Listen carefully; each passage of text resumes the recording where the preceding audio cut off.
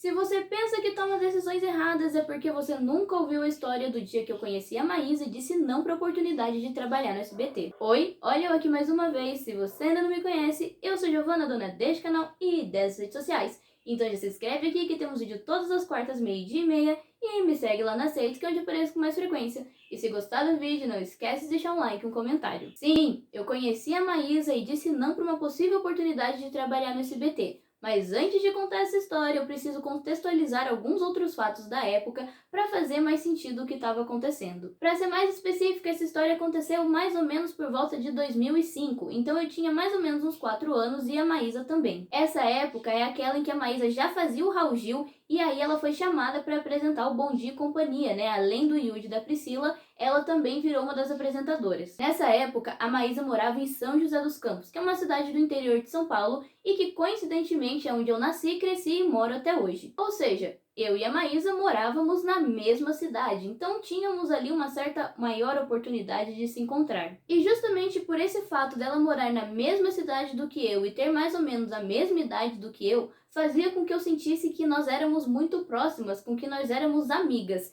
Então eu adorava assistir a Maísa no Raul Gil. Todos os sábados eu assistia o programa para poder ver ela, porque eu sentia que nós éramos amigas. Sim, eu sei, ela não fazia ideia da minha existência, mas o fato dela ser da mesma cidade do que eu, ter a mesma idade do que eu e estar ali fazendo coisas na TV que eu gostava, fazia com que eu sentisse que nós éramos próximas. Então eu assistia, eu torcia muito por ela, eu falava para os meus pais dela, né? Eu ficava ali na torcida, gostava de ver ela. Quando ela começou a apresentar o Bom Dia, eu fiquei super feliz, literalmente como se eu estivesse comemorando a conquista de uma pessoa próxima. Outro fato sobre essa época também é de que eu era uma pessoa muito tímida, mas assim, extremamente tímida.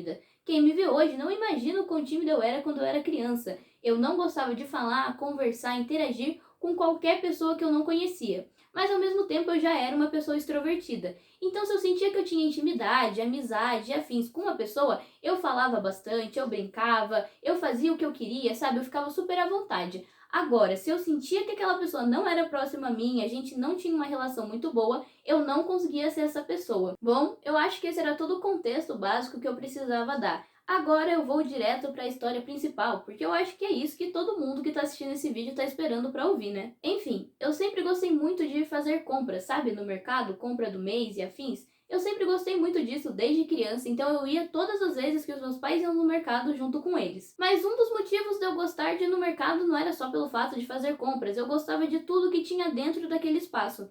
Isso porque geralmente os meus pais iam em hipermercados, que são aqueles mercados que têm setores diferentes, não só de comida e produtos de limpeza, por exemplo. Então, nesses hipermercados costumavam ter vários setores, como o setor de jardinagem, de pet shop, de mecânica, né, área que tinha produtos para carros, e o setor de tecnologia. Atualmente, nesse setor de tecnologia é muito comum a gente ver celulares, notebooks e afins. Mas lá em 2005, no setor de tecnologia, pelo menos do mercado que a gente costumava ir, o que estava mais fazendo sucesso eram televisões, DVDs, karaokês, webcams e coisas desse tipo, né, para você montar ali o seu sistema de som na sua sala, né, aquelas caixas de som especiais para você conectar na sua televisão e ter som de cinema e esse tipo de coisa. Então era basicamente isso que ficava exposto nessa área que você podia testar, aproveitar, ver as coisas que estavam acontecendo. Sempre tinham filmes passando, música tocando, alguns produtos desses montados para você ver como é que eles funcionavam e coisas desse tipo. E era uma das minhas áreas preferidas, então todas as vezes que a gente ia no mercado, eu falava para os meus pais, eu pedia para eles para passar nessa parte porque era onde eu mais gostava de ir. E foi nesse lugar que aconteceu o meu encontro com a Maísa, porque justamente no mesmo dia, no mesmo horário em que eu estava nesse lugar, os pais dela também estavam. E foi aí que a minha mãe, quando avistou os pais da Maísa e viu que a Maísa estava junto com eles, me avisou. Olhou pra mim e falou alguma coisa como: olha, Giovana, a Maísa tá ali, os pais dela estão ali, não sei o que. Perguntou se eu queria ir lá falar com a Maísa, né? Se fosse hoje em dia tirar uma foto. Mas naquela época não era muito comum os celulares terem câmera e nem as pessoas andarem com câmeras digitais no bolso, né? Mas era o momento de eu poder falar oi pra Maísa, conhecer ela de verdade, porque como eu disse, eu já sentia que a gente era amiga, então era uma oportunidade de eu conhecer fisicamente aquela pessoa que eu tinha como a minha amiga virtual, por assim dizer. E é justamente por isso que eu aceitei ir falar com ela. Apesar de eu não conhecer a Maísa presencialmente até esse momento, eu já sentia que a gente era amiga, então eu fiquei completamente à vontade de ir falar com ela e não fiquei tímida quanto a isso. E foi assim que os meus pais foram até os pais dela, falaram oi, afim, se apresentaram, e me apresentaram pra Maísa, né? Aquele negócio de criança, tipo, oi, fala oi, tananã. E eu com a Maísa tivemos uma boa relação instantaneamente. Sim, eu tenho memórias de coisas que aconteceram nesse dia. Eu tenho uma memória que eu costumo dizer que é relativamente boa e eu me lembro de bastante coisa dessa época. E além do que eu lembro, né, do que eu vivi, tem as coisas que os meus pais me contaram depois, né, que eles conversaram com os pais da Maísa e que é por isso que eu sei. E é por isso que eu posso contar essa história, porque eu me lembro dela.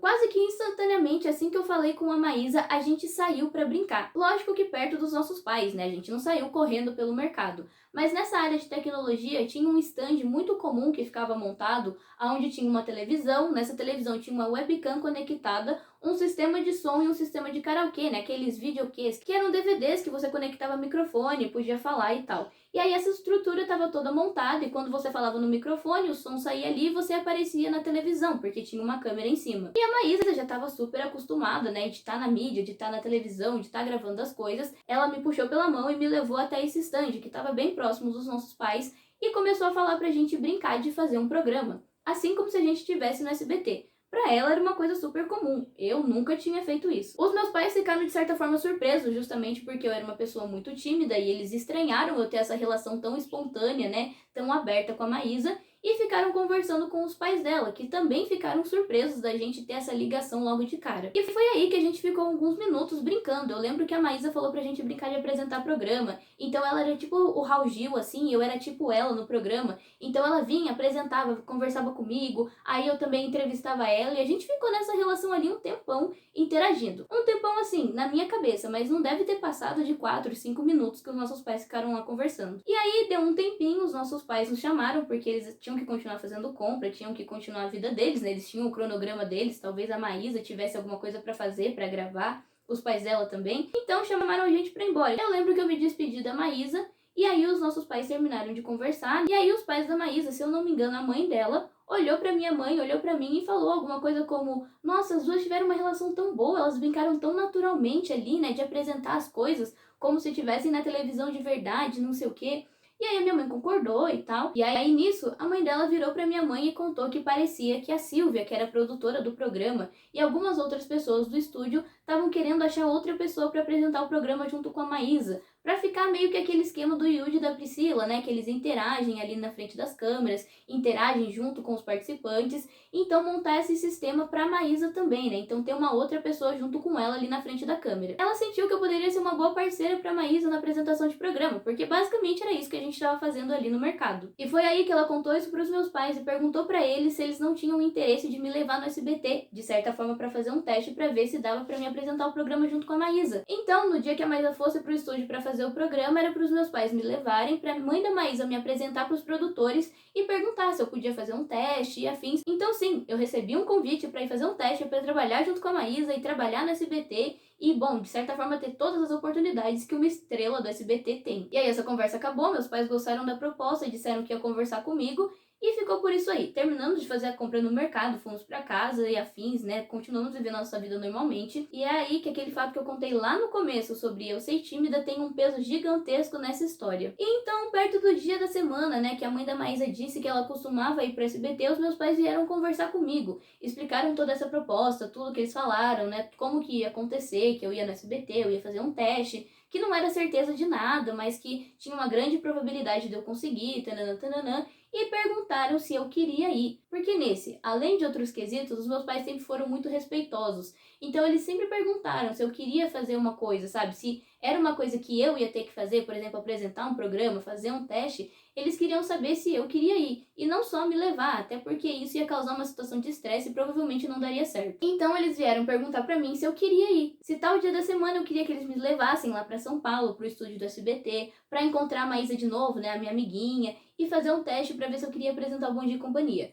E como eu disse, eu era extremamente tímida e foi um dos motivos de eu olhar para os meus pais e falar não. E aí meus pais explicaram de novo, perguntaram de novo para ter certeza, e eu disse que eu não queria ficar na frente das câmeras, que eu não queria várias pessoas me vendo, né, que eu não me sentia à vontade naquele cenário e coisas nesse sentido. E aí, respeitando a minha decisão, os meus pais não me levaram. Então eu não fui pro SBT fazer o teste. E então, basicamente, é essa a história do dia que eu conheci a Maísa, tive a oportunidade de trabalhar no SBT e disse não. Bastante gente ao longo da minha vida sempre me perguntou se eu me arrependi da minha decisão de falar não, né, de dizer não pra ir trabalhar no SBT. Se eu disser que eu não me arrependi, que eu tenho 0% de arrependimento sobre esse não, eu vou estar mentindo. Porque a Giovana de hoje olha pra trás e percebe que se eu tivesse dito sim, se eu tivesse ido fazer aquele teste, ele tivesse dado certo, eu teria tido várias oportunidades ao longo da minha vida que os vários atores do SBT têm. A própria Maísa, né, hoje em dia trabalha com a Netflix, fez vários programas no SBT, tem um patrimônio muito bom, é bem conhecida na internet e esse tipo de coisa. Então sim, de certa forma a Giovana de hoje olha pra trás e se arrepende. Mas ao mesmo tempo eu conheço a Giovana daquela época e eu não obrigaria ela a dizer sim, porque eu sei que se eu tivesse dito sim naquele dia de uma forma forçada, simplesmente pra ir lá e fazer